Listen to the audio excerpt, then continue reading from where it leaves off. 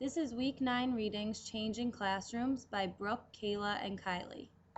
Week 9 Readings Changing Classroom Practice to Include the Project Approach by Anne Marie Clark, and Connecting the Digital Dots Literacy of the 21st Century by Barbara R. Jones Cavalier and Susan L.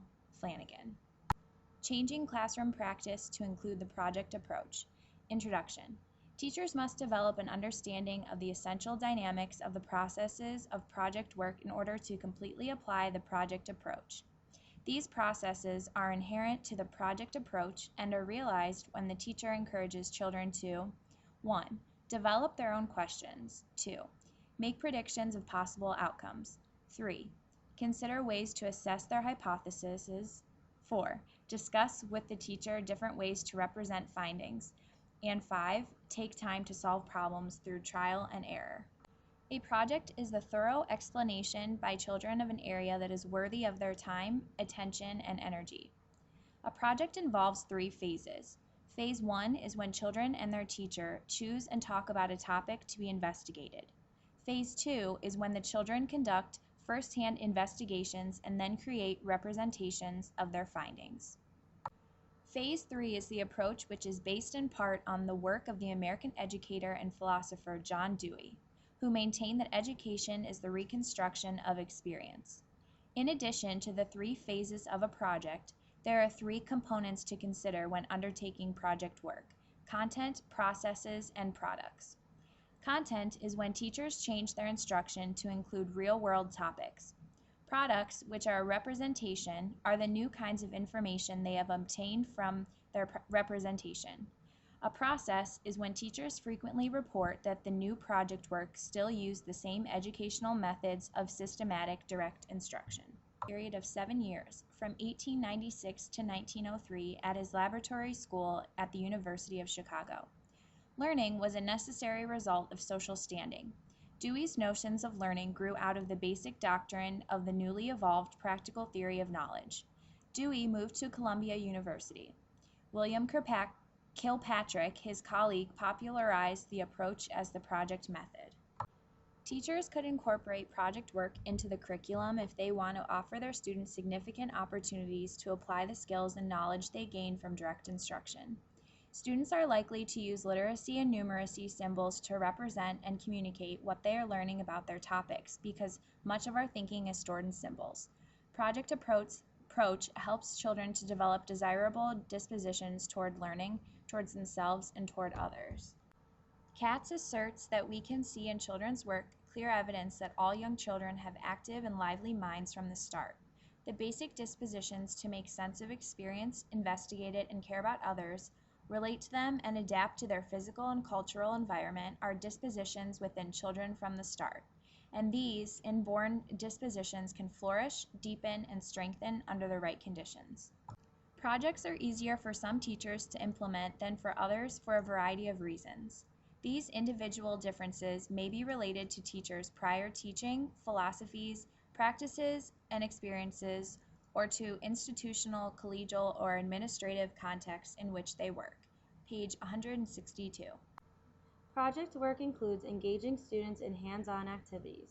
Teachers will observe the true value of students working together. While working with the project approach, teachers need to be cautious and be sure they do not put ideas into students' heads.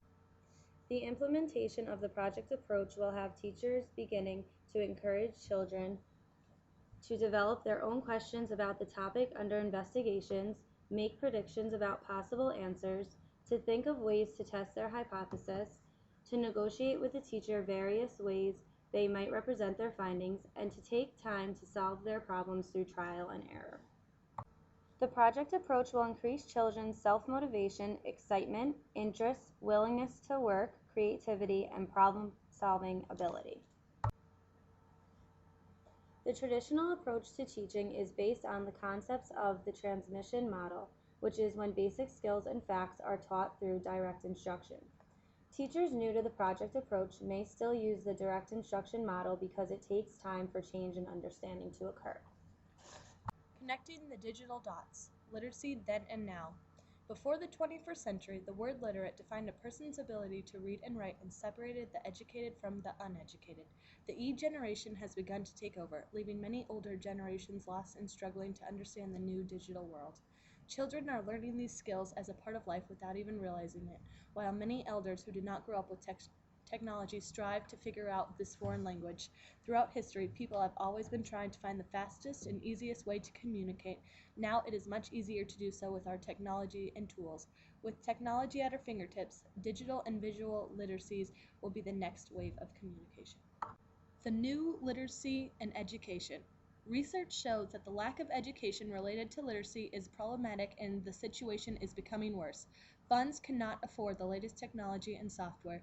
They also cannot afford teacher training, which makes teachers have to learn on their own time and fit into their busy schedules. We need to find a way to embrace digital technology into all areas of the classroom.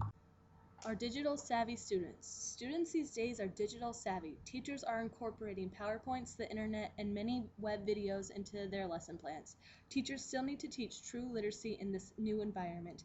Using the same skills we have used in the past, analysis, synthesis, and evaluation, we need to figure out how to add digital literacy to elements of critical thinking. Connecting the digital dots. Our world today is about connecting the digital dots. This can be very difficult because of the complexity, but to successfully connect the dots means we have to be literate both digitally and visually. According to a report from the Workforce Commission's National Alliance of Business, the current and future health of America's 21st century depends directly on how broadly and deeply Americans reach a new level of literacy. 21st century literacy. Defining digital and visual literacy. There are many different definitions to define digital and visual literacy. Digital literacy refers to a person's ability to perform tasks effectively in a digital environment. Visual literacy is known as seeing, integrating sensory experiences, the imaginative ability to create, amend, and reproduce images, digital or not, in a changeable way. A nice way of defining literacy in general is it advances a person's ability to effectively and creatively use and communicate information.